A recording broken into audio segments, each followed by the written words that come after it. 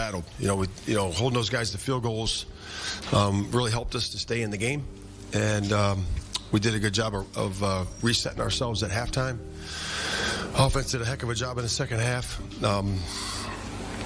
In terms of efficiency and scoring points and getting us in position. Defense did what it had to do to put us in position to win the game as well.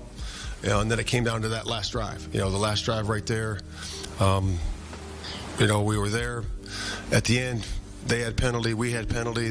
We had a bunch of penalties there. Hands to the face. We had they called a pick route on us.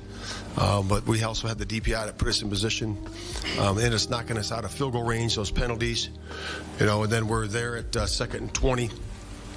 Take the sack right there. And, so we're at 36 seconds right there.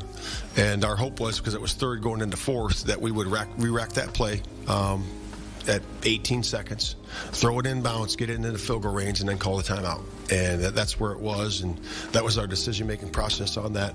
Again, we were outside the field goal range, so we needed to get a few more yards in there, as close as we can get, and then we're going to call timeout, and that's why we held that last timeout at the end of the game. So, like I said, disappointing for the players.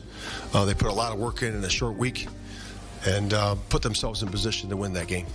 So with that, I'll take questions. At the end, when you saw the clock tick down under 10, why didn't you call timeout? Yeah, so right there, we liked the play that we had, and we were hoping that he was going to call it or get the ball snapped, and then we would have called timeout right there. But once it's under 7 there, then you call timeout there, then you're basically throwing the ball to the end zone, because once it's under 12, you can't throw it inside with no timeout. And it was third going into fourth. So that's a big deal. So it was third going into fourth. That's why we wanted to preserve the timeout. So in retrospect, how should you have handled the final sequence? Yeah, I like what we did there. Again, once it's under 7, you're gonna call timeout there, or actually under 12, and then really you don't have an option. Because it's third to fourth, you got to throw it into the end zone then. So to me, it's I think we handled it the right way. I do believe that. You just re-rack the play, get it in bounce, and call timeout, and that's why we held it, and didn't work out the way we wanted it to. There were 32 seconds left when Caleb got sacked. How do you come away with only one desperation shot in the end zone that didn't really catch? Yeah, just like I explained. We wanted to re-rack that. Like I said, get a play in bounce, and then call timeout, and that's where it was. It was third into fourth going there. So. What was the play? Because it ends up being a deep shot to Rome that lands harmless. Yeah, I'm not going to talk about specific plays, but it was a play that was going inside, and then because we had the timeout, and we would have been in field goal range then. It would have been all set. What went wrong on the sack where Larry kind of got caught out there with 2 rushes? Yeah, I have to look at the exact play. I got to look at the play right there. Again, I got to get to the bottom of that. I didn't see it. I saw the guy come free, and I know what the play was, but.